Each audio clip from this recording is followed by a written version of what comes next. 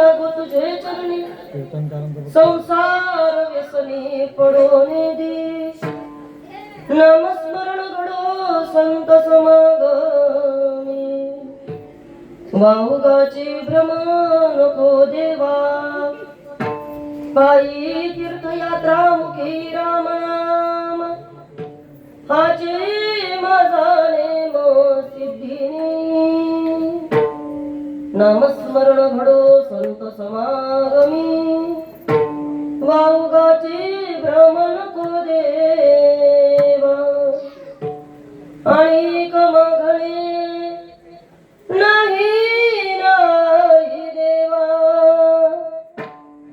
एका जनार्दनी सेवा दृढ देई नामस्मरण घडो संत समागमी वाहुगाची भ्रम नको देवा विठ्ठल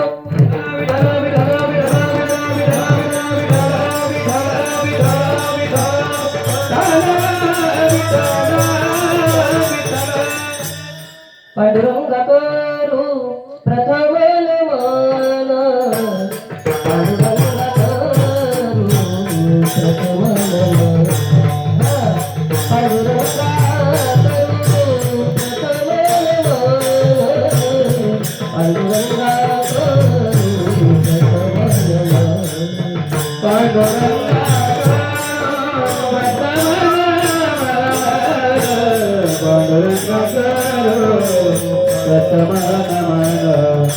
पांडुरंग करू प्रथम नमन पांडुरंग करू प्रथम नमन पांडुरंग प्रथम नमन पांडुरंग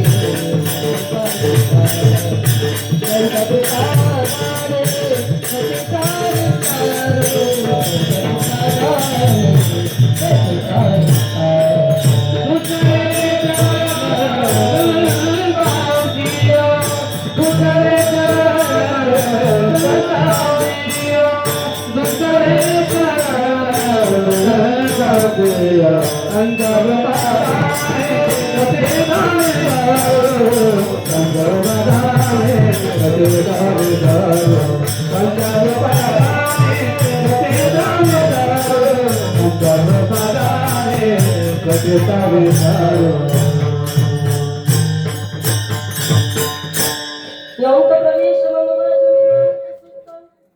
सणजीव यज्ञ शक्तिधर स्वधाम्न अन्यामश हस्तचरण श्रवणस्वगादि प्राणान्नमो भगवते पुरुषाय तुभ्यं समचरण सरोजं सान्द्रणीयाबुधाभं जगन्ननि कपाली मण्डलामण्डलानां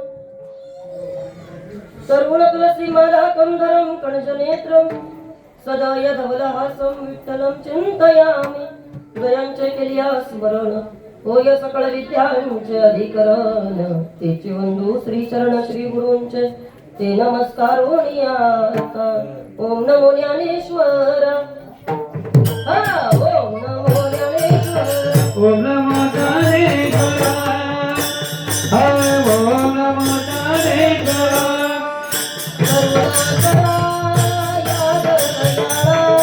करुणा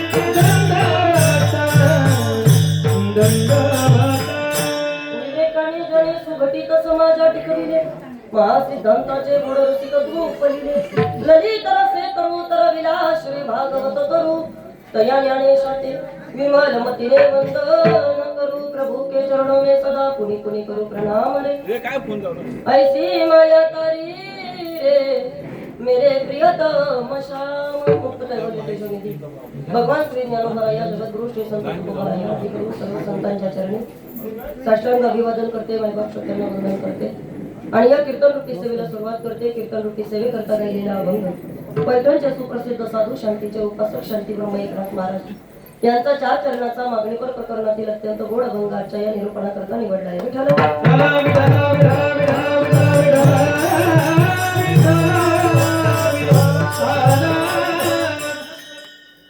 पराडे बंधू सेवा मंडळ यांच्या संयुक्त विद्यमाने समस्त असणाऱ्या या ठिकाणी पराडे भावकीच्या या कुटुंबाच्या निमित्तानं श्री सत्यनारायणाची महापूजा या संपूर्ण भावकीचं असणारं हे आमंत्रण वास्तविक पाहता ज्यांच्या विनंतीला मान देऊन देण्याचा योग प्राप्त झाला अशा आमचे परमार्थ प्रेमी परमादरणीय परमश्रद्धेय हरिभक्त परायण आमचे किरणदादा ठाकूर आणि हे समस्त असणारं फराडे कुटुंब सर्वांच्या चरणी नतमस्तक होते. ज्ञानोबा तुकोबा सुबुद्धी देतील तसे या अभंगावरती बोलणारे बसलेल्यांना विनंती बसला थोडं ताट बसा. एक सर्वांगाचे कान करून चिंता नाही का दोन आणि बरोबर 10:15 झालेले आहे. साधारणतः 11:30-12 टेन्शन मध्ये का तुम्ही नाही कीर्तन मला करायचंय तुम्ही काही टेन्शन घेऊ नका आणि अजिबात काही चिंता करू नका. मी आता त्यासाठी जेवण करून घेतलंय कारण मला माहिती आहे मी 12ही वाजवू शकते माझं काही खरं नसतं. कुणाला टेन्शन आलं काय एवढं माहीत पासून लांब पडू नका. मला फार भीती वाटते तुमची इकडे जरा जवळ या सगळ्या लाईटच्या जवळ या. तुम्ही लांब लांब पडायला लागले म्हणजे मला टेन्शन आले तुमचं पण शिट्टी नाही वाजली पाहिजे आवाज थोडा कमी असला तरी चालेल पण बसलेल्या लोकांना कीर्तन मात्र व्यवस्थित ऐकायला जाईल याची दक्षता फक्त घ्यावी. ठरलं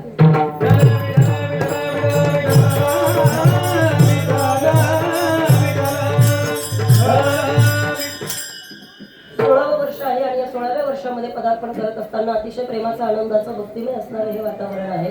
भावकीची पूजा असली गावकीची पूजा असली तर या ठिकाणी आपल्याला प्रत्येकाला कळतं आपल्या असणाऱ्या कुलदैवताचे आपल्यावरती आशीर्वाद असले पाहिजे आणि त्या परमात्म्याचं आपल्याला कायमस्वरूपी स्मरण असलं पाहिजे.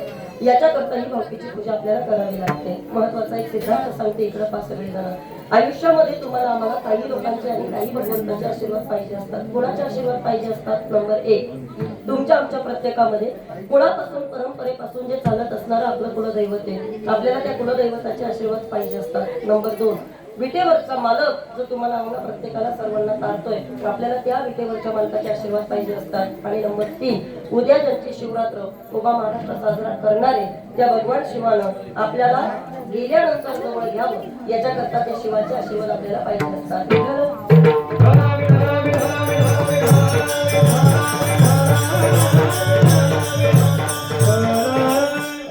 आणि 16 वर्षाची परंपरा खरं तर या फराडे परिवाराने जपली. मला असं वाटतं 16 वर्षामध्ये तुम्ही सगळीजण इथं एकत्र येतात. त्या निमित्तानं या धर्ममंडपामध्ये तुमचे सर्व नातेवाईक आत्पेष्ट मित्र परिवार सगळे सोयरे तुमचे असणारे नातलग इथं जमतात. त्या निमित्तानं परिवाराचं महत्व काय मला वाटतं हा एक आदर्श सुद्धा लोकांना कळतो. त्या निमित्तानं या परिवारातल्या लोकांनी एकत्र येऊन आपापसामध्ये कुठले तरी मतभेद असतील तर ते विसरून जाऊ कुठं ना कुठेतरी देवाच्या कार्याकरता एकत्र आलं पाहिजे असा हा जुन्या लोकांनी घालून दिलेला संदेश आणि त्या निमित्तानं आपण सर्वजण इथं जमलेलो आहोत. ऐका एकल्याचा नव्हे हा खेळ म्हणून मेळ मेळविला एकट्या कोणाला हे करता येत नाही म्हणून त्याच्याकरता सर्व लोकांना इथे एकत्र आणलं जातं. आणि वाक्य बोलू का तिकडं का तुमची लग्न कार्य असतील तुमचे बाकीचे विविध कार्यक्रम असतील तुमचे एनी अदर फंक्शन्स असतील पण त्याहीपेक्षा महत्वाचं धर्म कार्याकरता एकत्र आणायचं एकमेव ठिकाण राहिलं तो म्हणजे वारकरी संप्रदाय.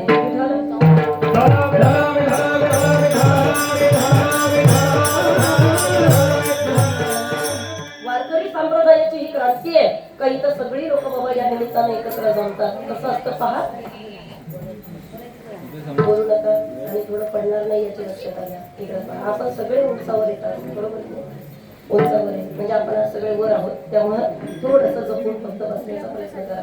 ऐकायचं वारकरी संप्रदायानं एवढी मोठी क्रांती केली एवढी मोठी क्रांती केली. कोणती क्रांती ताई संप्रदायानं केली आम्हाला सांगा.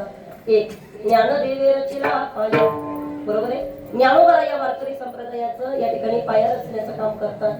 ते ज्ञानोबा या पाया रचताना सांगतात का जे जे लोक माझं भजन करतील, जे जे लोक भगवंताचं स्मरण करतील, जे जे लोक परमात्म्याचं नामचिंतन करतील, ज्ञानोबा या म्हटले त्या प्रत्येकाला खऱ्या अर्थानं समाधान प्राप्त होणार आहे. माझं वाक्य नाही, ज्ञानोबा यांचं ज्ञानेश्वरीचं वाक्य. ज्ञानोबा या सांगतात सततम कीर्तयन्तो मां निरंतरं दृढव्रता नमस्तस्यन्त मा भक्त्या नित्ययुक्ता उपासते ऐसे माझे नाम घोषे नाहीची करती विश्वाची तुके अवघे जगाची महासुखे दुमदुमीत भरले. ज्ञानोबा यांचं एक स्वप्न होतं, ते ज्ञानोबा यांनी पाया रचतानाच पूर्ण करून टाकलं. माऊली म्हटले बाबा रे, ही सगळी लोक कधी ना कधीतरी देवाचं नामचिंतन करतील, ही सगळी लोक कधी ना कधीतरी जाऊन कीर्तन करतील, भजन करतील, आणि मग ज्या वेळेला ही लोक देवावरती विश्वास ठेवून भजन करतील ना, त्या त्या वेळेला या प्रत्येकाची इच्छा पूर्ण झाली पाहिजे.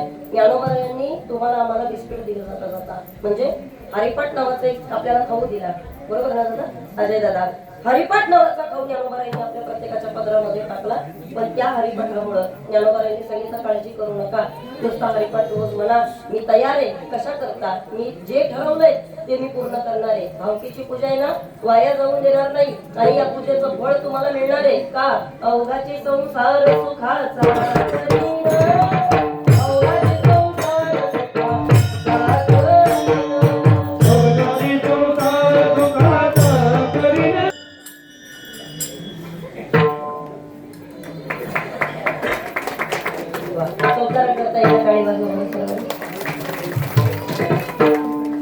माणसाला इकडे तिकडे नाचण्यापेक्षा इथं नाचलेलं कधी चांगलं, बरोबर आहे ना? आणि ज्यांचा अभंग सेवेकरता निवडलाय ना, त्या नाथबाबांनी तुम्हाला आम्हाला वारकरी संप्रदायाचा खांब दिलाय. काय दिलं? खांब दिला. नाथबाबांनी तुम्हाला आम्हाला स्पष्टपणे सांगितलंय, ऐका, हे शरीर जे तुम्हाला आम्हाला मिळालंय ना, एकतर हे नाश पावणार आहे. काय म्हणाले? झोपले का तुम्ही? बोला ना पटापटा. त्यांनी स्पष्टपणे सांगितलं या देहाची माती होणार आहे, हा देह कधी ना कधीतरी नाश पावणार आहे. ऐकताय तुम्ही सगळे? ऐका. आणि म्हणून या देहाचं अगोदर या ठिकाणी कुठं ना कुठं तरी वाटोळ होण्यापेक्षा, या देहाचा तसा नाश होण्यापेक्षा याला सार्थकी नाम कधी भजनानं, पूजनानं, भगवंताच्या नामस्मरणानं याचा कल्याण करून घेण्याचं काम तुम्ही करा. आपल्या नाथबाबांचं प्रमाण, नाथबाबा आपल्याला काकड्यामध्ये सांगतात, इकडं तिकडं नाचणाऱ्या लोकांबद्दल कोणी चांगलं बोलत नाही. तुमच्याकडे कसं काय? रात्रभर डीजे पुढे नाचलं तरी कोणी विचारत नाही what is your mobile number. विचार किती डीजे पुढे नाचा, तुम्हाला कोणी विचारणार नाहीये. का? मी अशी काही पोरं पाहिजे जरा कधी मधूनच गायब होतात, पावडर लावून येतात, परत नाचायला लागतात, हा, तरी त्यांच्याकडे कोणी बघत नाही, कोणी बघत नाही. काय उपयोग आहे तिथं जाऊन नाचण्यापेक्षा इथं नाचलेलं तेव्हाही चांगलं. नाथांचं प्रमाण आहे. नाथबाबा सांगतात धन्य जगी तोची एक हरिरंगी नाचे रामकृष्ण वासुदेवा सदा स्मरे वाचे. आणि अभंग सुद्धा आपण तोच घेतलाय. ज्ञानोबा यांनी संप्रदायाचा खांब या ठिकाणी पाया रचला, आणि पुढे गेल्यानंतर नाथबाबांनी तो खांब या ठिकाणी खरं तर उभा केला. आणि मग खांब उभा केल्याच्या नंतर नाथबाबांनी भगवान परमात्म्याकडे पाहिलं आणि देवाला सांगितलं, देवा खरं सांगू का, अरे सगळं काही आता स्ट्रक्चर उभं राहिलं, संप्रदायाची आखणी केली, जे पाहिजे होतं ते स्वप्न या ठिकाणी पूर्ण केलं. ज्ञानोबांनी पसरायला मागावं, आणि मग ज्ञानोबा यांनीच तर मला सांगितलं ना, एकनाथी भागवत करायचंय. पुढे गेल्यानंतर या ठिकाणी पुन्हा शुद्धीकरण करायचंय. आणि हे सगळं करत असताना नाथबाबांनी परमात्म्याला सांगितलं, देवा आता माझी इच्छा आहे. कोणती? देवा माझे मन लागो तुझे चरणी, तुझ्या चरणावरती माझं आता काय राहू दे? मन राहू दे. आता देवा माझं हे चित्त इकडं तिकडं कुठं जाऊ देऊ नको. आता माझं मन इकडं तिकडं कुठं भरकटू देऊ नको. आणि खरं सांगू का देवा, संसार केला पण आता मला असं वाटतंय संसार व्यसनी पडोनी दी, आता मात्र मला या परत संसारामध्ये पाडू नको. का? कारण हे सगळं करून झालं, आता मात्र पडून चुकलंय, काही याच्यामध्ये काही तथ्य नाहीये. आणि म्हणून आता जिथं आहोत ना त्याच्यामधून मात्र मला आता देवा तू बाहेर काढू नको. काय करायचं नाथ बाबा तुम्हाला? नाथांनी उत्तर दिलं आणि सांगितलं, एक करा देवा. काय? नामस्मरण घडो संत समागमी, वाऊगाची भ्रम नको देवा. नामस्मरण घडू दे ना देवा, सतत तुझं नामचिंतन मुखामध्ये राहू दे. आणि खरं सांगू का, हे सगळं करत असताना देवा कोणताही भ्रम माझ्या अंतःकरणामध्ये येऊ देऊ नको. पुढे जाऊन नाथबाबांनी सांगितलं, देवा तुझ्याकडे मागतोय, आणि हे मागत असताना मी माझ्या संसाराकरता काही मागत नाहीये. मग मी मागतोय पण ते माझ्या परमार्थाकरता मागतोय. माझी इच्छा आहे, नागबाबांनी सांगितलं, पायी तीर्थ यात्रा मुखी राम नाम. माझ्या पायाला तुझी तीर्थयात्रा घडू दे, माझ्या मुखामध्ये तुझं नामस्मरण राहू दे. आणि खरं सांगू देवा, हे सगळं करत असताना या सगळ्यामध्ये कुठलाही खंड तू पडू देऊ नको. काय कर देवा, हे सगळं करत असताना याच्यामध्ये कोणतंही विघ्न येऊ देऊ नको. आणि याच्या व्यतिरिक्त देवा माझं कोणतंच मागणं नाही. आणि मागणे नाही नाही देवा, एका जनार्दनी सेवा दृढ देशी. तुझ्या चरणावरती माझी सेवा कायम स्वरूपी राहू दे. आयुष्याच्या शेवटच्या श्वासापर्यंत तुझं भजन घडू दे, तुझं नामस्मरण घडू दे. जोपर्यंत आमचा हा फराडे परिवार एकत्र येतोय, जोपर्यंत ही भावकी हा कार्यक्रम करते, तोपर्यंत देवा या ठिकाणी आमच्या संपूर्ण परिवारावरती तुझं लक्ष असू दे. असं साधं मागणं नाथबाबांनी आजच्या अभंगामध्ये मागितलं.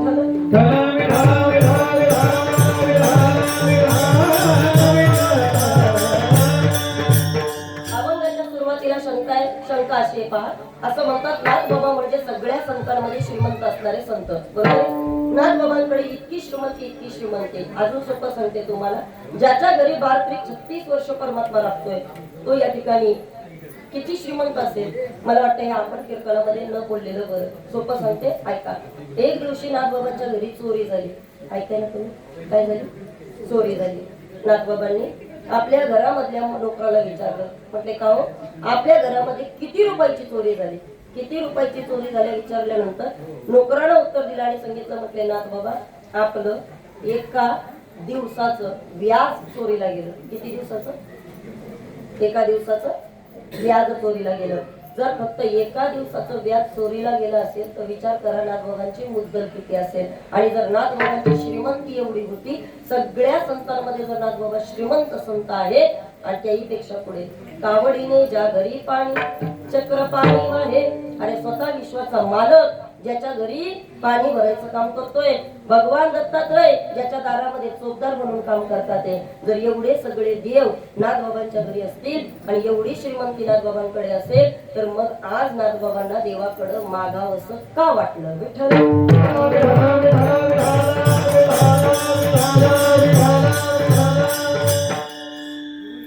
सोपं विचारते, सगळ्यांनी उत्तर द्या. मागावं कुणी? मागावं कुणी? बोला बोला. एकतर त्याच्याकडे ती गोष्ट नसावी, मग त्याला ती मागावी. बरोबर आहे का? बोलत नाही का तुम्ही? टेन्शन आहे मग बोला ना. मागावं कुणी? एकतर त्याच्याकडे ती गोष्ट नसावी, मग त्याला ती मागितली पाहिजे. मग आता मला सांगा, नाथबाबांकडे काय नव्हतं काही की आज नाथबाबांना मागायची वेळ आली? ऐका. आणि तसंही पाहिलं तर कुणी मागावं, कुणाकडे मागावं, काय मागावं, हे मात्र तुम्हाला आम्हाला कळायला पाहिजे. 100 एकरचा मालक आहे, 100 एकरचा. आई 100 एकरचा मालक आहे, ज्याच्याकडं 100 माणसं कामाला आहे. किती? 100 माणसं कामाला आहे. त्याच्याकडं ज्या बाया कामाला येतात त्यांना 500 रुपये हजेरी. किती रुपये? झोपले नाही ना तुम्ही? तिकडे पहा ना, 500 रुपये हजेरी आहे त्याच्याकडं ज्या बाया कामाला येतात त्यांना. आणि ऐका, अशा भर उन्हामध्ये भर दुपारच्या त्या बाया तिथं काम करत होत्या. 100 एकरचा मालक आहे, आणि 100 एकरचा मालक तिथे एका माणसाच्या जवळ गेला आणि त्या माणसाला जाऊन म्हटला, का हो, तुमच्याकडे चुना आहे का? नाही कळलं तुम्हाला? तिकडं पहा माझ्याकडं. 100 एकरच्या मालकानं एवढ्या श्रीमंतीमध्ये असताना चुन्याची मागणी करावी का? झोपलेत का? बरोबर. चुन्याची मागणी करावी का? नाही. त्याला ते मागणं शोभणार आहे का? नाही. ज्याच्याकडं मागितलंय ते तरी शोभणार आहे का? नाही. कधी कधी देणारा या ठिकाणी आपल्याला सामर्थ्यशाली असावा लागतो. आज ज्याच्याकडे मागितलंय तो सामर्थ्यशाली आहे. बरं, मागणाराही सामान्य नाही, आज मागणारा सुद्धा सामर्थ्यशाली. मग आज नाथबाबांना अशी कोणती वेळ आली, नाथबाबांवर अशी कोणती गरज आली का नाथबाबांना आज अभंगामध्ये मागावं लागलं? तर त्याचं उत्तर मला तुम्हाला सांगायचंय. संतांना वास्तविक पाहता देवाकडनं कोणतीच अपेक्षा नाही. त्यांना देवाकडनं काही मागायची सुद्धा इच्छा नाही. का? त्यांचं रोखठोक देवाला सांगणं, देवा आमच्या जीवनामध्ये कोणती आशा शिल्लक नाही. का? आता निश्चिंतीने पावलो विसावं, कुंडलीय धावा तृष्णेची. तुम्ही आम्ही देवाकडे मागणं कदाचित ते योग्य आहे, पण संतांनी देवाकडे मागणं हे मागणं मात्र पटत नाहीये. का बरं ज्ञानोबा तुकोबा तुम्ही मागता? का बरं नाथ बाबा तुम्ही अभंगामध्ये मागता? का सामान्यांना तुमच्याकडनं काहीतरी शिकायचंय, सामान्यांना तुमच्याकडनं काहीतरी घ्यायचंय, आणि मग जर तुम्ही मागायला लागले तर या लोकांनी काय करायचं? आता उत्तर आहे का? संतांनी सांगितलं आम्ही सुद्धा देवाकडे गेल्यानंतर मागतो, आणि ही बसलेली लोक सुद्धा देवाकडे गेल्यानंतर मागतात. पण आता ऐका, तुमच्या आमच्या प्रत्येकाला संसारामध्ये या ठिकाणी जगडून टाकलेले आहे. कशामध्ये? संसारामध्ये तुम्ही आम्ही सगळेजण अडकलोय. समाजामध्ये दोन प्रकारचे वर्ग आहेत. पहिला वर्ग आहे ज्याला बद्ध म्हटलं जातं, आणि दुसरा वर्ग आहे ज्याला सिद्ध म्हटलं जातं. थोडं नीट ऐका, कीर्तन तुमच्या लक्षात येईल. ऐका, पहिला वर्ग आहे ज्याला बद्ध असं म्हटलं जातं, तो म्हणजे तुमचा आमचा वर्ग. कसं काय बरं? ऐका, तुम्ही आम्ही सगळीजण संसारामध्ये अडकलोय. म्हणजेच काय, तुम्ही आम्ही कर्माच्या पुढे जाऊ शकत नाही. कर्माच्या पुढे जाऊ शकतो का? बोला बोला. कर्माच्या पुढे जाता येत नाही. म्हणजे तुम्हाला आम्हाला जे काही करावं लागतं ते आपल्या कर्मानुसार करावं लागतं. तुम्हाला आम्हाला कर्माच्या अधीन राहून जीवन जगावं लागतं. कर्माच्या पुढे एक पाऊल सुद्धा आपण टाकू शकत नाही. किती जरी एखादा हुशार असला, कोई लाख करे चतुराई, कर्म का भेद मिटे ना भाई. कुणी किती जरी कर्माचा या ठिकाणी चतुर असू द्या, पण तरी सुद्धा जगी जीवनाचे सार घ्यावे जाणून सत्वर, जैसे कर्म तैसे. किती कोणी हुशार असू द्या, तर किती कोणी या ठिकाणी ज्ञानी असू द्या, पण तरी सुद्धा कर्माच्या पुढे जर देवाला हार मानावी लागली तर तुम्हाला आम्हाला कर्माच्या पुढे जाता येईल का? उत्तर आहे नाही. मग जर काही आम्हाला कर्माच्या पुढे जाता येत नाही, मग आम्ही काय केलं पाहिजे? काही नाही, सकाळपासून संध्याकाळपर्यंत आपण खोटं बोललं पाहिजे. बरोबर आहे ना? बरोबर. सकाळपासून संध्याकाळपर्यंत दुसऱ्याचं वाईट कसं होईल याचा विचार केला पाहिजे. बरोबर आहे ना? हे पण नाही. बरोबर आहे. सकाळपासून संध्याकाळपर्यंत याची टोपी त्याच्या डोक्यात, त्याची टोपी त्याच्या डोक्यात, संध्याकाळी सगळ्या टोप्या आपल्या डोक्यात. बरोबर आहे ना? तुम्ही बोलतच नाही. मला तुम्ही माझ्या बोला ना. असं केलं पाहिजे का आपण? नाही. ऐका इकडं पण असं नाही केलं पाहिजे, पण तरी सुद्धा आपण असंच करतो. विठ्ठल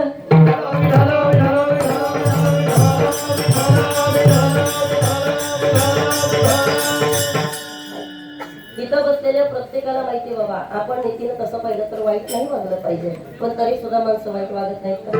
बोला काय, वाईट वागत नाहीत का? महिला वर्ग बोला बोला. माणसं वाईट वागतात. प्रत्येकाला माहिती आपण कोणाविषयी वाईट बोललं नाही पाहिजे. बरोबर आहे ना? पण तरी सुद्धा आपण बोलत नाही का वाईट? वाईट बोलत नाही का आपण? आपण सगळे वाईट बोलणारी माणसं. ऐका, नसेल तोंडावरती पण कमीत कमी आपण माझं तरी बाबा एकमेकांविषयी नक्कीच वाईट बोलतो.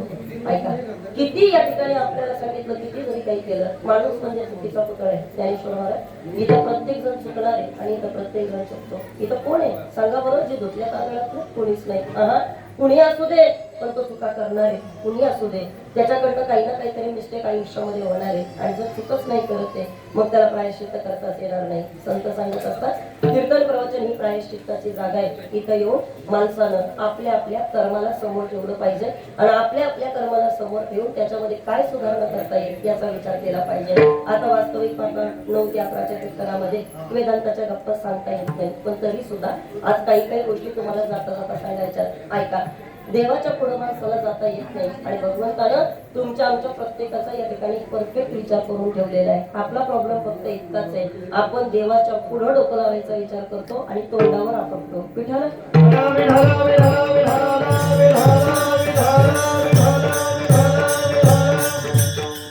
महाराजांनी सोपं सांगितलंय.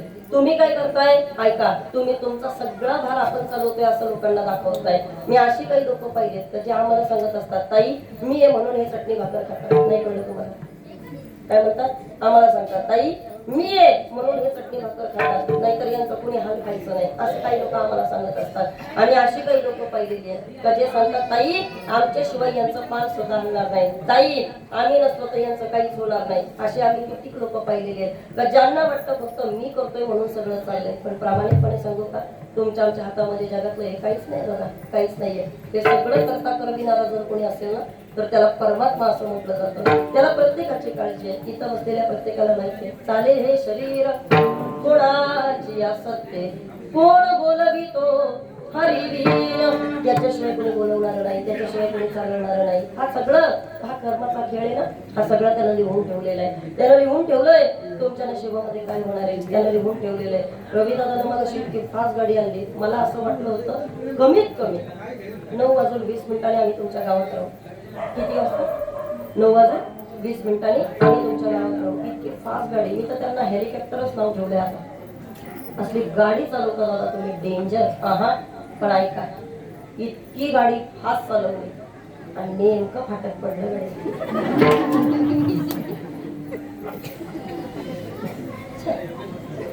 काय उपयोग झाला सांगा बरं, काय उपयोग झाला? बोला बोला.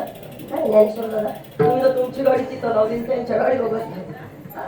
किती पळा, ऐका, याच्या पुढे कोणाला जाता येत नाही, येणार जाता नाही. आणि म्हणून संतांनी तुम्हाला आम्हाला सांगितलं, तुमच्या आमच्यावरती सगळं चाललं असतं ना, तर दादा जगात खूप साऱ्या गोष्टी मनासारख्या करता आल्या पाहिजे, करता आल्या असत्या. पण हे आपल्या हातामध्ये नाहीये ना, हे आपल्या हातामध्ये नाहीये. म्हणून तुम्हाला सांगते, आणि हळू चालवायचा, शांततेचा. जितकं मिळणार आहे तितकंच मिळणार. कोण आपल्याला जास्त देणार? कोणी नाही जास्त. आपलं तर ठरलंय बा, हा उगाच नाही. हा ऐका ऐका, मी मगाशी येताना सांगितलं, मला 2 घास खायला द्या, तुमचा वेळ भरून मी देते. माझा टायमिंग तुम्ही किती दिलाय? 2 तासाचा दिलाय, बरोबर आहे ना ताई? बरोबर आहे ना? 2 तास तुम्ही मला दिले. माझ्याकडं माझा प्रामाणिकपणा असला पाहिजे, मी कीर्तन 2 तास केलं पाहिजे. म्हणून मी आमच्या पोरीला सोबत आणलेले. बाबा 2 तास झाले का ती तिकडनं मला फुलवत असते, ताई झालं. म्हणजे काय, गुणाचं पाकिट सुद्धा फुकटचं न्यायचं नाही बहा. हा ऐका इकडं, फक्त एक आहे, कर्माच्या पुढं जायचा प्रयत्न करायचा नाही. कारण सांगते, जगाचा बाप वर बसलाय. चतुरा तो शिरोमणी, चतुरा तो शिरोमणी. नारदानं सांगितलं, देवा आता मला कळालं, का जनाबाई तुला शिव्या देते. पुण्यवंत पाताळ लोकी नेला, दरिद्री तो भाग्यवंत केला. चोरट्याचा बहुमान वाढविला, कीर्तिवानाचा अपमान केला. धुंद झाला तुझा दरबार देवा.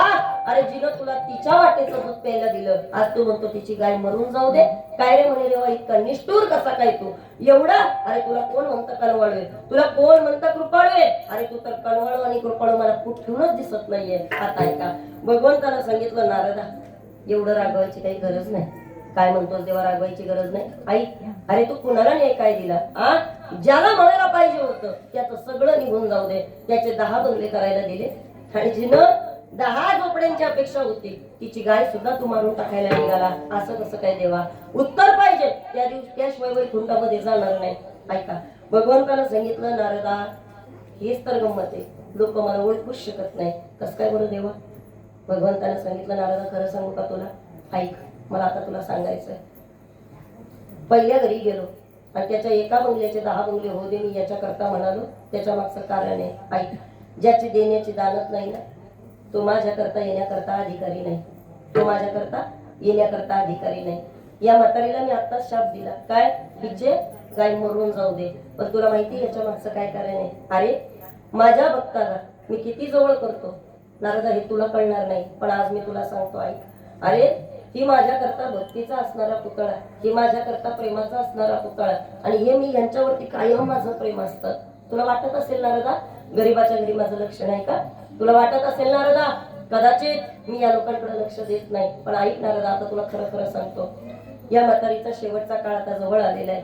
आणि जर शेवटचा काळ जवळ आलाय, ही म्हातारी जर गेली असती ना, आणि तिची जर गाय जिवंत राहिली असते, तर जाता जाता तिचं या ठिकाणी मन त्या गायीमध्ये राहिलं असतं. कुठं राहिलं असतं?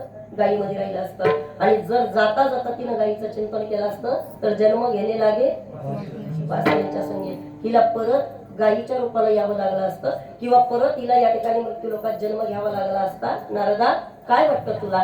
मी त्याला शाप देऊ शकत नव्हतो का? अरे मी जर त्याचं सगळी संपत्ती जाऊ दे म्हटलो असतो ना, त्याला पश्चाताप झाला असता. आणि जेव्हा माणसाला दुःख होतं त्यावेळेला तो आपला धावा करत असतो. पश्चाताप झाला असता तर तो पहिल्यांदा धावा त्यानं माझा केला असता. आणि शास्त्र सांगतं का जर शत्रू या ठिकाणी मरत असेल, पण मरताना जर तो शरण येत असेल, तर त्याला आपल्याला माफ करावं लागतं, त्याला मोक्ष द्यावा लागतो. नारदा, अरे ज्यानं आपल्याला भाकरीचा तुकडा दिला नाही, ज्यानं आपल्याला तांब्याभर पाणी दिलं नाही, आणि जर त्याचं आपण संपत्ती जाळून टाकली असती आणि तो जर आपल्याकडे आला असता, तर नारदा तुलाच त्याला चहा पाणी करून द्यावं लागलं असतं.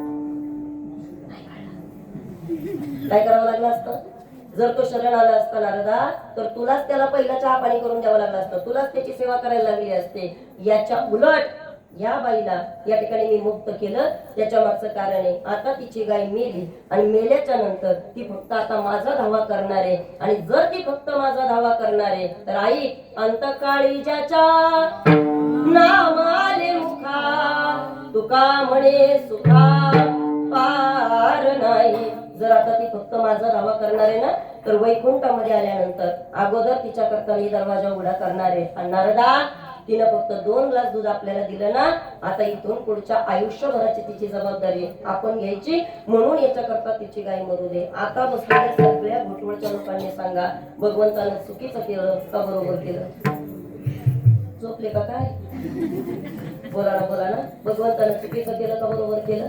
मला फक्त इतकं सांगायचंय, तुम्ही देवाला ओळखू शकत नाही म्हणून माणसानं गरिबी आली तर लाजू नये आणि श्रीमंती आली तर माजू नये. एवढं जरी कीर्तनामध्ये कळालं तरी सुद्धा या ठिकाणी मला वाटतं आपलं कीर्तन सार्थकी लागल्यासारखं आहे. काय असतं पहा, एखाद्याकडे खूप पैसा आला तर तो त्याच्यामध्ये मस्तीमध्ये राहत राहतो आणि परिणाम तो देवापासून दूर जातो. नाथबाबा म्हटले देवा श्रीमंती असावी, पण ऐका त्या श्रीमंतीची या ठिकाणी शुद्धी पण व्हायला पाहिजे.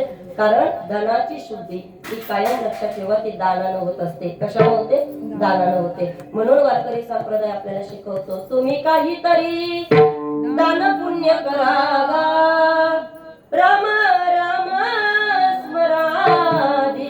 तुम्ही काहीतरी दान पुण्य केलं पाहिजे. महाराज म्हटले देवा काहीच इच्छा नाही, पण एकच इच्छा आहे. काय?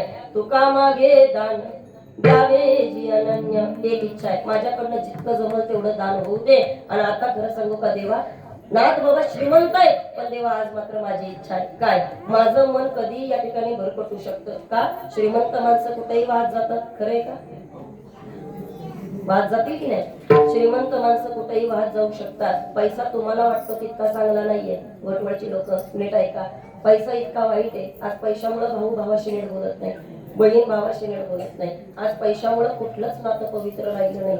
पैशामुळं आज मुलगा बापाची इज्जत करत नाही. पैशामुळं आज बायको आपल्या पतीशी नीट बोलत नाही. खरंय का? हे केवळ आणि केवळ चालू झालं ते पैशामुळं. ऐका, जुन्या काळामध्ये लोकांकडे पैसा नव्हता, पण लोक चांगली समाधानानं राहत होती. आज सगळीकडे पैशाचं वारं भरपूर आहे, पण लोक मात्र या ठिकाणी माणसासारखे वागत नाही. हे दुःख आहे. माणूस माणसाशी माणसासारखा वागत नाही का? केवळ आणि केवळ पैशामुळे. आणि म्हणून नागबाबांनी सांगितलं देवा मी श्रीमंत आहे याची मला चांगली जाण आहे, पण जरी मी श्रीमंत असलो पण तरी सुद्धा माझं मन या श्रीमंतीकडे जाऊन देऊ नको.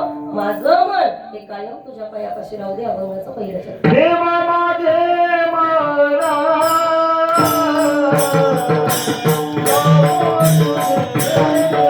देवा माझे मन लागो तुझे चरणी, संसार व्यसनी पडून दी. ऐका, नाथबाबांनी अभंगाच्या पहिल्या चरणामध्ये सांगितलं देवा खरं सांगू का, संसारामध्ये जितकं दुःख आहे तितकं दुःख या जगात कुठंच नाहीये. थोडं नीट ऐका सांगते. ज्ञानोबारायला म्हटले संसार म्हणजे वांझोट झाडे, ज्याला कधीच फळ येत नाही. तुम्ही ज्याच्याकडनं अपेक्षा करता, कधी ना कधीतरी आयुष्यामध्ये एक विचार करा, आतापर्यंत जितकी माणसं तुम्हाला तुमच्या जीवनामध्ये भेटली, कोणत्या ना कोणत्या कारणानं त्या माणसांनी तुमची मनं दुखावली. या जगात असं कुणी नाही जो तुमचं मन झोपू शकतं, कोणीच नाही. ऐका थोडं नीट. कित्येक वेळेला अगदी लहान मुलापासून तर वडीलधाऱ्या माणसापर्यंत पहा, प्रत्येकानं आपलं मन दुखवलंय. थोडं नीट ऐका म्हणजे कीर्तन तुमच्या लक्षात येईल. सांगेल मी तुम्हाला, या जगात संसार इतकं दुःख कशामध्ये नाही. ज्ञानोबा या सांगतात, संसार दुःख मुळ चोहीकडे इंगळ, विश्रांती नाही कोठे रात्रंदिवस तळमळ, काम क्रोध लोभ शुणी पाठी लागली उढाळ, कवळा मी शरण जाऊ दृष्टी देईल निर्मळ. आपल्याला वाटतं संसार चांगला आहे. संसार चांगला कुठपर्यंत वाटतो? तुमच्याकडे लग्नात फोटो काढतात का? बोला ना, फोटो काढतात? कोणी कोणी लग्नात फोटो काढले? जरा हात वर करा बरं. कोणी कोणी लग्नात फोटो काढले? सगळ्यांनी काढले, सगळ्यांनी. इकडे बघा, इकडे बघा. मला काय म्हणायचंय, त्या लग्नातला जो तुमचा अल्बम आहे, लग्न झाल्यानंतर एक 4-5 वर्ष जाऊन द्यायची आणि 5 वर्षानंतर जर तुम्ही तुमच्याच लग्नातला अल्बम जर असा पाहायला घेतला, खरं सांगा खरंच आनंद वाटतो का? बोला ना. काय तुम्ही बोलतच नाही बाबा. संपू का मी कीर्तन? बोला मग पटपट. बोला बोला. मावशी लग्नाचा अल्बम आपण पाहायला घेतला. खरंच आनंद वाटतो का? कविता काय आनंद आहे हो. काय दिसत होतो आपण लग्नामध्ये, आरशामध्ये बघायचं असं वाटतं बापरे हे आपणच आहे का काय? हा? कोण होतीस तू, काय झालीस तू, अग वेडे कशी वाया.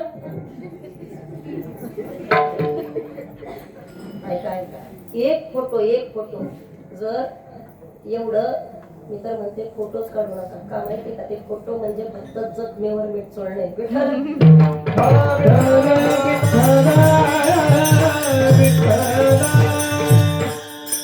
मला कधी कधी तर त्या पोरांचं फार हसायला येतं. जी पोरं कधी कधी मला सांगतात ताई 30 पोरी पाहिल्या, 25 पोरी पाहिल्या.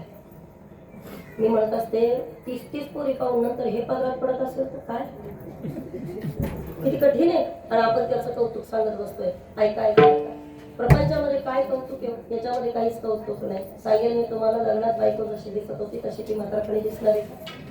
नाही दिसणार. सौंदर्य टिकतं का? बोला की. सौंदर्य टिकत नाही. संपत्ती टिकते का? संपत्ती टिकत नाही. सत्ता टिकते का? सत्ता टिकत नाही. टिकणारा आहे तरी काय? बोला बोला. काय आहे टिकणार या जगामध्ये? या जगामध्ये टिकणारं काहीच नाहीये.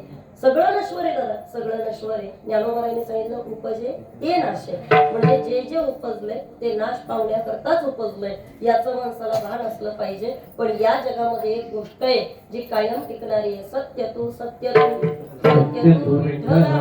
इथं टिकणारं फक्त देवाचं नामचिंतन आहे. आणि ते फक्त इतकं एकच आहे का जे आपल्याला समाधान देत असतं. किती दुःख असू दे माणसाच्या जीवनामध्ये, तुम्ही भगवंताचं स्मरण करा, तुमच्या दुःखाचं रूपांतर सुद्धा सुखामध्ये होतं.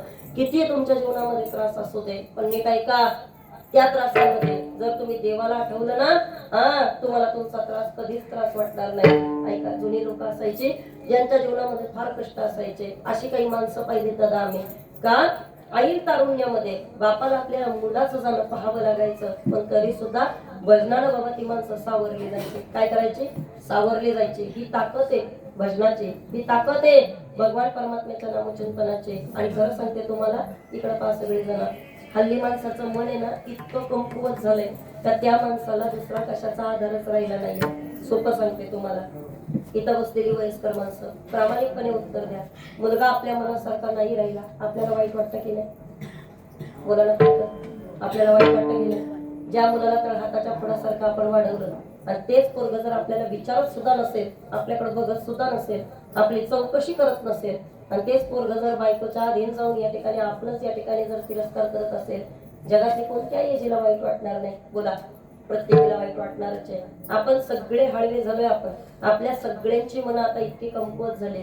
आपल्या बरोबर नवरा नाही बोलला तरी आपल्याला दुःख आहे, मुलगा नाही जर आपल्याकडे बोलत आहे तरी आपल्याला दुःख आहे, एखाद्या वयस्कर माणसानं जरी आपल्याला काही बोललं तरी दुःख आहे. बाकीचं जाऊ द्या, तुम्ही आम्ही संसार करणारी माणसं आहे. ज्यानं संसार नाही केला त्याने सुद्धा बाबा याचं दुःख सांगितलंय. गवळणींनी एकदा आपला भाव प्रकट केला आणि सांगितलं, देवा घरी सासऱ्याचा जाच मला बाई, सासू माझी भांडखोर मजन पाहे बरी, पतीला गिराग येतो जीव माझा राहीना. ज्याच्या जीवावर लग्न करून आले तोही माझ्यासोबत व्यवस्थित वागत नाही. नीट ऐका बरं, या जगामध्ये तुम्ही आम्ही सगळे मनाला हळवी झालेली माणसं आहेत. तुकोबारायांसारखा व्यक्ती का ज्या तुकोबारायांनी आयुष्यात इतके चढ उतार पाहिले, पण तरी सुद्धा एक दिवस जाऊन देवापाशी या ठिकाणी आपलं गारानं मांडलं आणि सांगितलं, देवा वयाच्या 13व्या वर्षी तुम्हाला अनाथ केलं, आई गेली, बाप गेला, मुलगा गेला, पत्नी गेली, मोठ्या भावाची पत्नी गेली, इतके दुःख जीवनामध्ये तू दाखवली, देवा दुःख दाखवलं, मला त्याचं वाईट वाटत नाही. पण आज माझं मन तुला विचारतंय, सांग का गा सासुरवाशी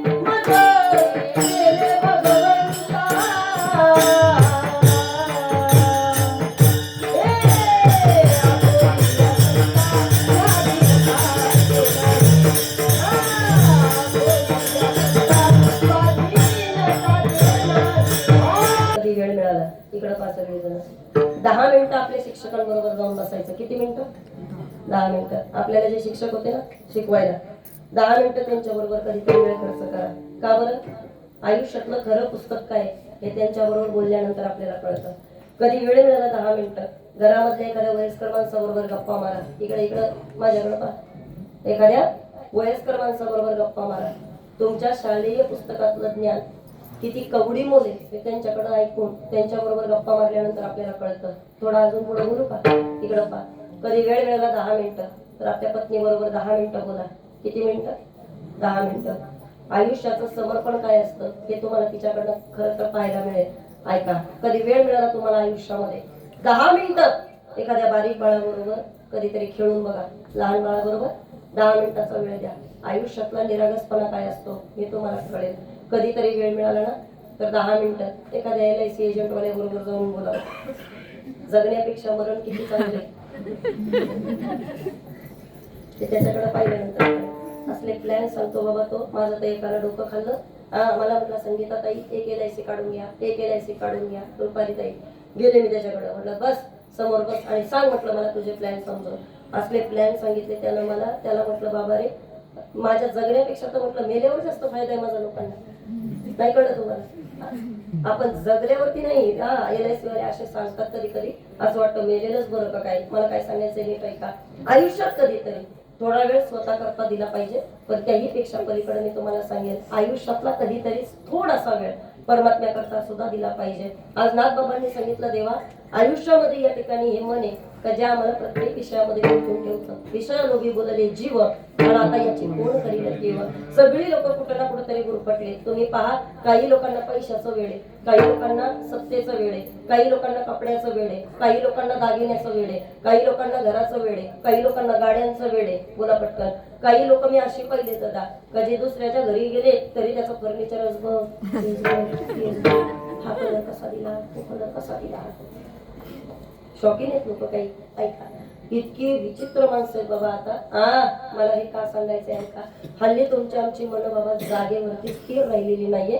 एक ते मन कुठं बाबा स्थिर राहतं. एक ते संतांच्या जवळ गेल्यानंतर स्थिर होतं. नाहीतर 2 ते भगवंतापाशी गेल्यानंतर स्थिर होतं. संतांनी आपल्याला स्पष्ट सांगितलं मनाची स्थिरता फक्त एके ठिकाणी. कुठं? म्हणला एकांती साधू संगे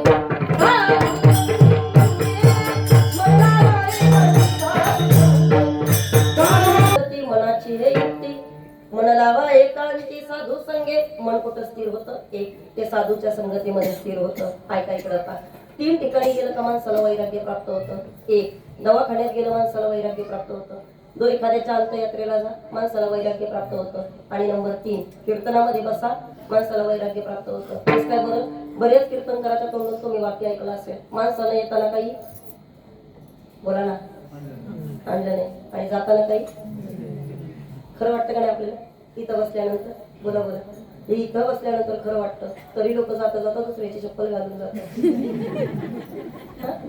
कसं काय जमतं बरं लोकांना? मी कधी कधी विचार करते बघा. ऐका मला फक्त इतकंच सांगायचं माणसाचं मन कुठं स्थिर होतं हे ज्याचं त्यानं शोधलं पाहिजे. मन स्थिर करायला दुसरी कुठली जागा नाही. तिथं फक्त या ठिकाणी तुमचा परमात्मा तुमच्या मनाला शांत करू शकतो. कसं काय बरं शांत करू शकतो? सोपं सांगते का.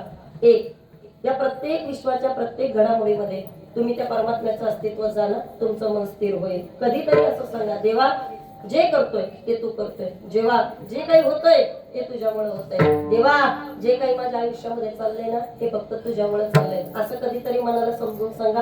कुठल्याच गोष्टीचा त्रास होणार नाही. विठ्ठल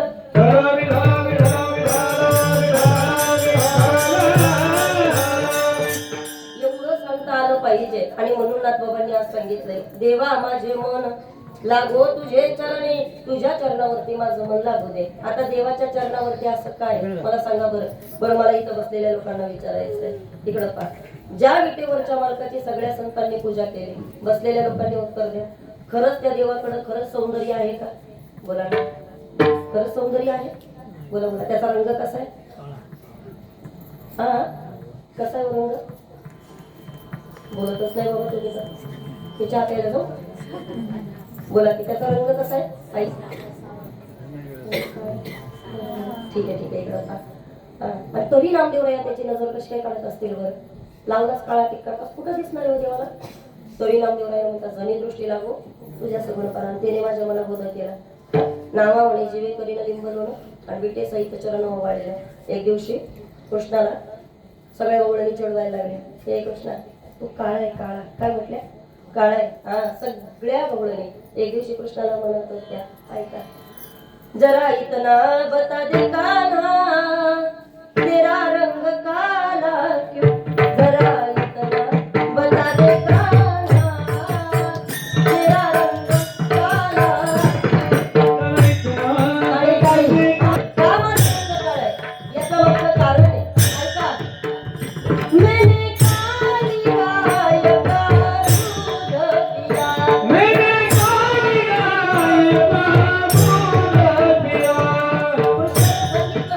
अगं गवळणींनो, तुम्हाला माहितीये का माझ्या घरी एक काळी गाय आहे आणि त्या काळ्या गाईचं दूध मी पिलं ज्या अर्थी तिचा रंग काळा आहे म्हणजे काळ्या गाईचं दूध कसं झोपेला काय बोला बोला काळ्या गाईचं दूध कसं गवळणी म्हणते कृष्णा खोटं बोलतोस का तू असं कसं नाही होईल काळ्या गाईचं दूध काळं पटत नाही त्यानं सांगितलं बरोबर हे नाही पटत का ऐका मग मी दुसरं कारण देतो काय मैंने काली रात में जन्म लिया मैंने काली रात में जन्म लिया. माझा जन्म रात्रीच्या 12 वाजता झाला आणि 12 वाजता जन्म झाला बडा अंधार होता तो अंधार माझ्यावरती पडला आणि म्हणून माझा रंग काळा झाला एवढं म्हटल्या कृष्णा रात्रीचे किती लोक जन्माला येतात पण ते काळे नसतात आणि तरी सुद्धा तुझा रंग काळा पटेल असं उत्तर दे आणि मग कृष्णाने सांगितलं ऐका आता उशीर झालाय ना कारण सांगतो तुम्हाला ऐका सखिया रोज मुझे बुलाती है सखी रोज मुझे बुलाती और माखन मुझे खिलाती है वो मुझे गिराती है. सखियों का दिल काला इसलिए काला सखियों का दिल काला इसलिए काला सखियों का दिल काला इसलिए काला. सखियों का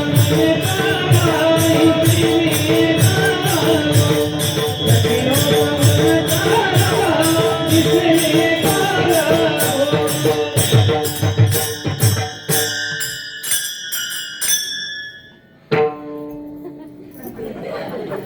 जरा इतना बता दे कान्हा तेरा रंग काला मला वाटतं मध्ये एक गाणं निघालं होतं ना कृष्ण परमात्मा यशोदा मैयाला विचारत होता ए आई सांग ना यशोमती मैया से बोले नंद लाला राधा क्यों गोरी मैं क्यों काला असं म्हणतात जर तो दिसायला सुंदर नाहीये जर तो दिसायला सुद्धा काळा आहे पण तरी सुद्धा यशोदा दिवसाआड कृष्णाची नजर काढायची ते माहिती का माहिती का दिवसाआड नजर काढायची का बरं याचं मागचं कारण सांगते एकदा कृष्णानं रडायला सुरुवात केली ज्ञानेश्वराला रडायला सुरुवात केल्याच्या नंतर मात्र यशोदेनं आजूबाजूच्या सगळ्या लोकांना बोलवलं आणि सांगितलं काना माझा कन कन तो दृष्ट झाली बाई दृष्ट झाली बाई याची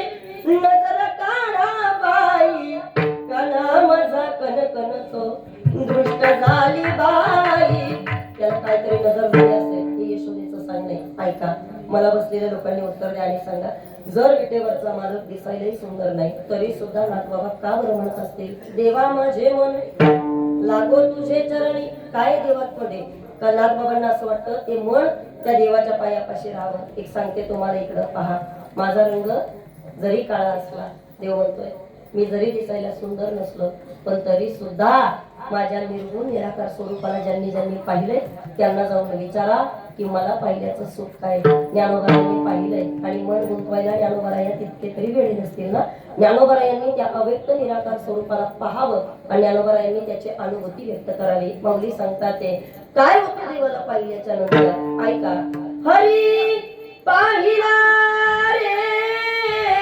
हरी पाहिला रे आजी सोनिया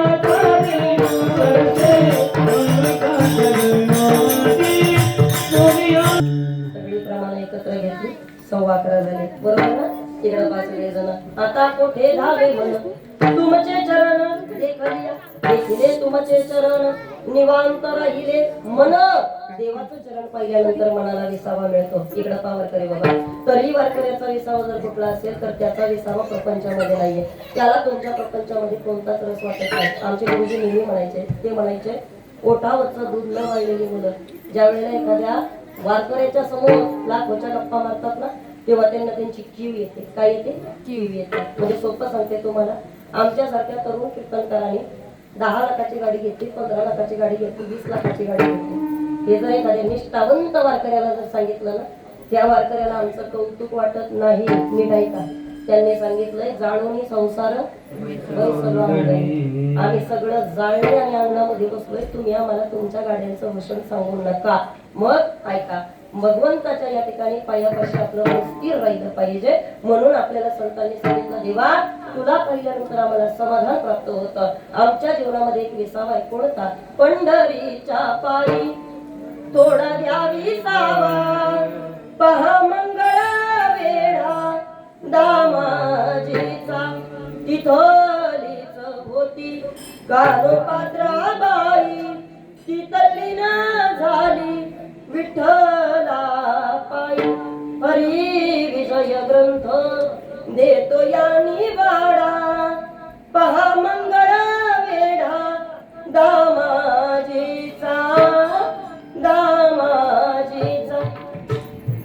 भूषण कशाला असलं पाहिजे तर भूषण हे परमार्थाचं असलं पाहिजे प्रपंचाच्या गप्पा कोणीही सांगतं पण कधीतरी परमार्थाच्या गप्पा करता आल्या पाहिजे म्हणून नाथबाबांनी आपल्याला सांगितलं देवा माझे मन लागो तुझे चरणी माझी श्रीमंती कुणालाही माहित असेल ऐक देवा पण संसार व्यसनी पडून या संसारामध्ये मला अडकून ठेवू नको कारण मला माहितीये विषयाचा परिपाडू गोड परमार्थ लागे कडू कडू विषय तो गोडू जीवाचे जाहला संसारामध्ये राहणाऱ्या माणसाला कडू विषय असले तरी ते गोड वाटतात आणि परमार्थ गोड असला तरी तो कडू लागतो म्हणून माझं मते देवा मला संसारामध्ये पाडू नको मग ज्याच्या पायापाशी ठेवायचंय देवाकडं या ठिकाणी त्याची मला वाटतं एकदा आपण सर्वांनी आराधना केली पाहिजे एकदा त्या परमार्थाचे गोड चिंतन केलं पाहिजे दोन्ही हात वरती करा दोन्ही हात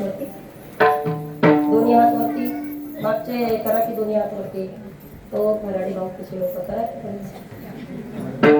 तुम्ही भाऊकीत नाही का खालचे काय भाऊकीत नाही तुम्ही म्हणून करा दोन्ही हात वरती हो वारकरी बाबा करा करा दोन्ही हात वरती दोन्ही केलं बाबा प्रेझेंट केलं केले का विठ्ठल रखुमाई हे विठोबा रखुमाई विठ्ठल रखुमाई विठोबा रखुमाई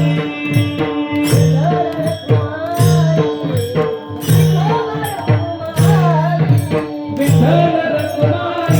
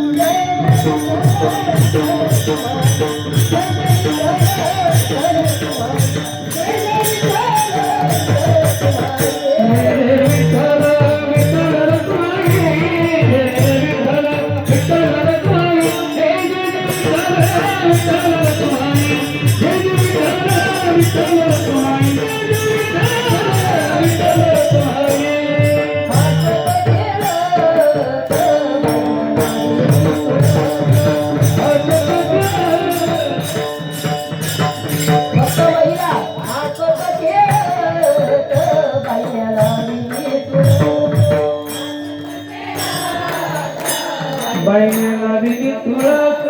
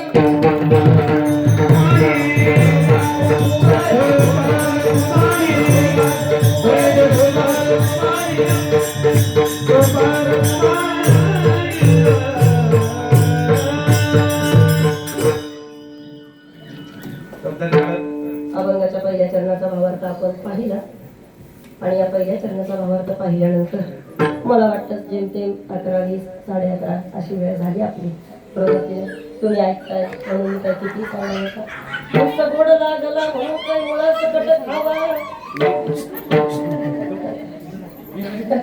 आणि गावचा पाटील असला म्हणून काय आता मी काहीच बोलले नाही बरं चला त्यामुळे तुम्ही इतकं ऐकलं ते माझं नशीब म्हणावं लागेल 11:30 वाजले वेळेचं मला भान आहे 9 ते 11ची वेळ आपल्याला दिली होती कीर्तनाला सुरुवात करण्याकरता थोडा उशीर झाला म्हणून थोडं इकडे जास्त वाढवण्याचा प्रयत्न केला पण ही सेवा तुम्हा सर्वांच्या चरणी समर्पित करत असताना नाथबाबांनी गोड मागणं तुमच्या आमच्या करता मागितले नाथबाबा संसारी लक्षात राहू द्या बरं नाथबाबांच्या गाथेत एक प्रमाणे एका जनार्दनी गृहस्थाश्रमी बरा गृहस्थाश्रमाचं जीवन सगळ्यात चांगलं असं नाथबाबांचं मत आहे का चांगलं याचं कारण तुम्हाला आता फक्त शेवटच्या 2 मिनिटात सांगते का गृहस्थाश्रमी बरा रवी दादा त्याच्यावरचं कारण सांगते 4 प्रकारचे आश्रम आहेत ब्रह्मचर्य पाळणं सोपं आहे का नाही वानप्रस्थी जीवन सोपं आहे का नाही संन्यास सोपं आहे का नाही पण गृहस्थाश्रम सोपं आहे कसं काय बरं ऐका संन्यास सोपा नाही का कारण जर तो संन्यासी झाला त्याला कुणाच्या दारामध्ये गेल्यानंतर साधी भूक लागली असं सुद्धा म्हणता येत नाही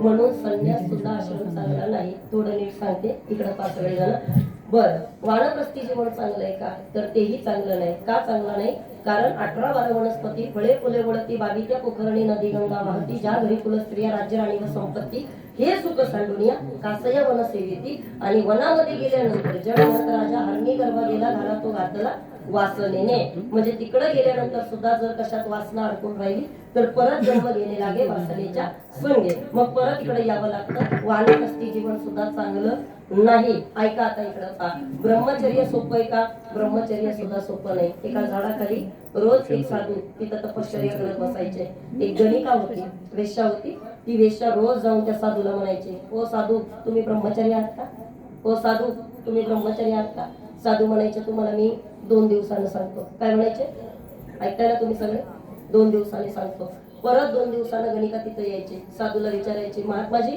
तुम्ही ब्रह्मचारी आहात का महात्माजी म्हणायचे मी तुला 2 दिवसानं सांगतो असं करता करता 2 महिने निघून गेले आणि एक दिवशी त्या गणिकेच्या कानावरती वार्ता आली झाडाखाली बसलेले साधू निधन पावले काय झाले निधन पावले म्हटल्याच्या नंतर मात्र गणिकेला राग आला गणिकेनं विचार केला ज्ञानेश्वर दादा या साधूला आपल्याला उत्तर दिलं नाही आणि उत्तर न देता हा साधू मेलाच कसा काय मग ती तिथं प्रेतापाशी गेली आणि साधूला जाऊन तिने विचारलं, महात्माजी माझं उत्तर दिल्याशिवाय तुम्हाला मरण्याचा अधिकार नाही, प्रामाणिकपणे सांगा तुम्हाला उत्तर द्यावं लागणार आहे, खरं खरं बोला तुम्ही ब्रह्मचारी आहात का? साधूचं जीवन आहे. साधूनं उठून उत्तर दिलं आणि सांगितलं, हो गणिके मी ब्रह्मचारी आहे. आता ऐका, ब्रह्मचारी आहे असं म्हटले, पण असं म्हटल्याच्या नंतर गणिकेनं विचारलं, जर महात्माजी तुम्ही ब्रह्मचारीच होते मग हे सांगण्याकरता 2 महिने लावले, त्याच्या मागचं काय कारण आहे? त्यावेळेला ब्रह्मचार्याने उत्तर दिलं आणि सांगितलं, साधूनं बोलले, बाई ग या 2 महिने तू माझ्याकडे येत होती, तू मला विचारत होती, पण आयुष्याच्या शेवटच्या श्वासापर्यंत एकदा जरी माझ्या मनामध्ये विकार निर्माण झाला असता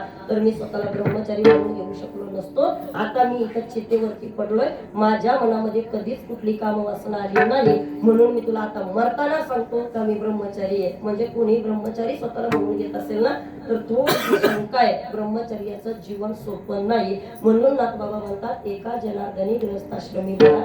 तुम्ही आम्ही सगळी चांगली लोक आहे, संसार चांगला करावा, आपला आपला परमार्थ चांगला करावा, येईल जाईल त्याच्याबरोबर चांगलं वागायचा प्रयत्न करावा. खरा तो एकच धर्म, जगाला प्रेमार्पावे. आपण माणसांमध्ये राहतोय, माणसांसारखं वागायचं, आपापसामधले मतभेद सोडायचे, सगळ्यांशी प्रेमाचे सलोख्याचे संबंध जपायचे, मनामध्ये ईर्ष्या मत्सर द्वेष हे काहीही न ठेवता परमात्म्याचं चिंतन करत राहावं, आयुष्याची सोडवणूक करत राहावी. दुसऱ्यांवरती जळत बसण्यापेक्षा स्वतःचं कर्तृत्व मोठं करा. कारण सांगते तुम्हाला, दुसऱ्याची रेख पुसत बसण्यापेक्षा आपली रेख मोठी केलेली केव्हाही चांगली असते. ऐकताय तुम्ही सगळेजण?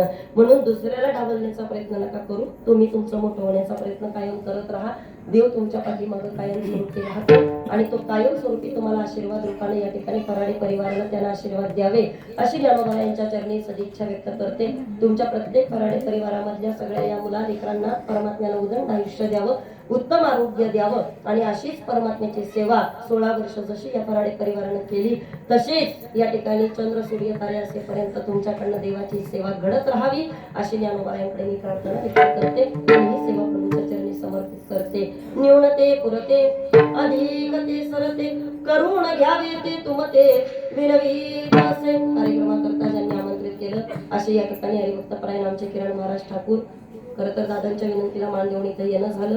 काय झालं, जाधव परिवार मला वाटतं तोही तुमच्या जवळपास नात्यागोत्यातलाच परिवार आहे, बरोबर की नाही?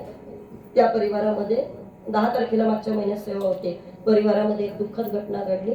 आज इकडं कार्यक्रम आहे म्हणून त्याही लोकांनी विचार केला, चला दोन्ही कार्यक्रम एकाठी होऊन जातील म्हणून सत्तेनं तिकडे ठेवलं. इकडे येण्याकरता उशीर झाला, माफी मागते, पण तरी सुद्धा माझ्या वेळेत कीर्तन करायचा प्रयत्न मी केला आणि म्हणून ज्ञानेश्वर दादांचे आभार, आमच्या सुशांत भाऊचे आभार, रवी महाराज या ठिकाणी संपूर्ण आपल्या रायगड महाराष्ट्राचं भूषण. पण आज या ठिकाणी दोन्ही कार्यक्रमांकरता अत्यंत गोड रविदादांची साथ मिळाली.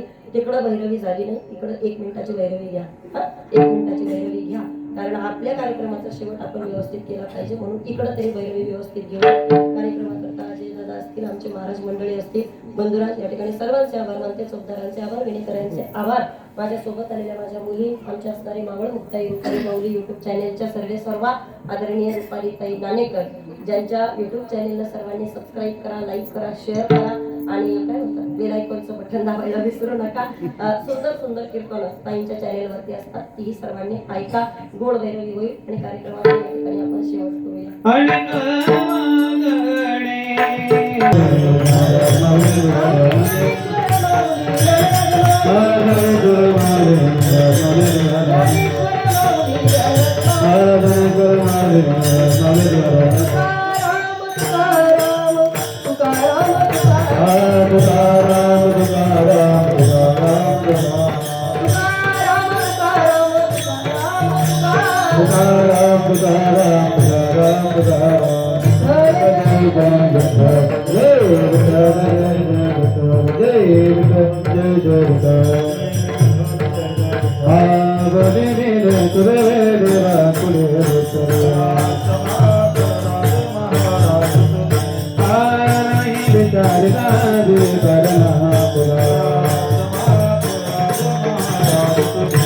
तुका म्हणे जाणे करारा